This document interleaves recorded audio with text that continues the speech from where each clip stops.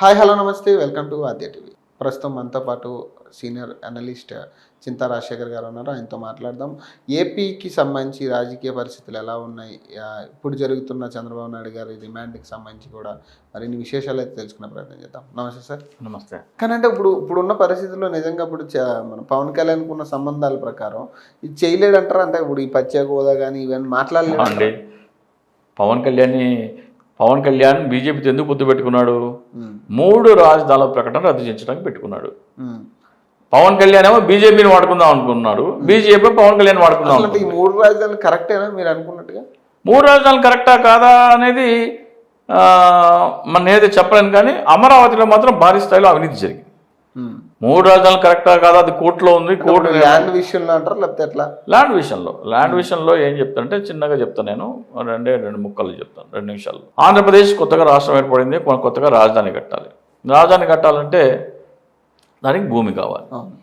భూమి కావాలంటే 2 ఆప్షన్స్ ఉన్నాయి. ప్రభుత్వ భూమిలో రాజధాని కట్టడం, లేదా భూమి సేకరించి అక్కడ రాజధాని కట్టడం. ప్రభుత్వ భూమిలో రాజధాని కడితే ఏమయ్యేది? ఇక్కడ భూసేకరణతో రాజధాని కడితే ఏం జరిగింది మనం చెప్తాం. చంద్రబాబు నాయుడు గారు ఏమంటారంటే ఒకే చోట 33,000 ఎకరాల భూమి లేదు, ప్రభుత్వ భూమి లేదు, కాబట్టి నేను ల్యాండ్ పూలింగ్కి వెళ్ళాను అంటున్నాను. ల్యాండ్ పూలింగ్కి వెళ్ళినప్పుడు 2013 భూసేకరణ చట్టం ఏం చెప్తుందంటే మీరు రైతు దగ్గర ఎకరా భూమి కొంటే రిజిస్టర్ ఆఫీస్లో నమోదైన భూమి విలువ దానికి 3 రెట్లు మీరు వేసి ఇవ్వాలి అని చెప్తుంది. అక్కడ ఈ 29 గ్రామాల్లో మార్కెట్లో, అంటే రిజిస్టర్ ఆఫీస్ కాదు, మార్కెట్, ఓపెన్ మార్కెట్లో రేట్ విలువ 8 నుంచి 10 లక్షలు. రిజిస్టర్ ఆఫీస్లో 2 నుంచి 3 లక్షలు మాత్రమే. మీరు రిజిస్టర్ ఆఫీస్ లెక్క ప్రకారం 3 రెట్లు అంటే 9 లక్షలు ఇవ్వాలి. కానీ మార్కెట్లో ఆల్రెడీ 10 లక్షలకు ఉన్న పొలాన్ని 9 లక్షలు ఇస్తా అంటే ఎవరు ఇవ్వరు. సో ప్రభుత్వం ఏం చేయాల్సింది? 2 ఆప్షన్స్ పెట్టాల్సింది. బాబు మీ మీద చట్టపరంగా మేము మీకు తీసుకోవాలంటే 9 లక్షలు మాత్రమే మీ భూమి విలువ, మార్కెట్లో 10 లక్షలు ఉంది కాబట్టి 20 ఇస్తాం. చట్టం ప్రకారం 9 తీసుకుంటారా, మేము ఇస్తాను 20 తీసుకుంటారా అని చెప్పినట్టయితే ఆ 33,000 ఎకరాలు కొనడానికి అయ్యే ఖర్చు 6,600 కోట్లు. చంద్రబాబు నాయుడు ఏమంటున్నారు? ఆ సిఆర్డీఏ చట్టం ఏం చెప్తుందంటే మీరు రైతు 1 ఎకరం భూమి కనుక రాజధానికి ఇస్తే రైతుకి 1000 గజాలు రెసిడెన్షియల్, 200 గజాలు కమర్షియల్ ప్లాట్ ఇస్తారు. అంటే ఇది 25%. రోడ్లు, పార్కులు, భవనాలు వాటి కోసం 50% పోగా ప్రభుత్వం దగ్గర ఒక 25% మిగులుతుంది. 25% ప్రభుత్వానికి, 25% రైతులకి, రోడ్లు, పార్కులు, అమ్యూనిటీస్ దానికి 50%. చంద్రబాబు నాయుడు ఏమంటున్నారు? అమరావతిలోనే రాజధాని కొనసాగి ఉంటే ఈ 25% భూమి విలువ 2 లక్షల కోట్లు అయ్యేది అంటున్నారు.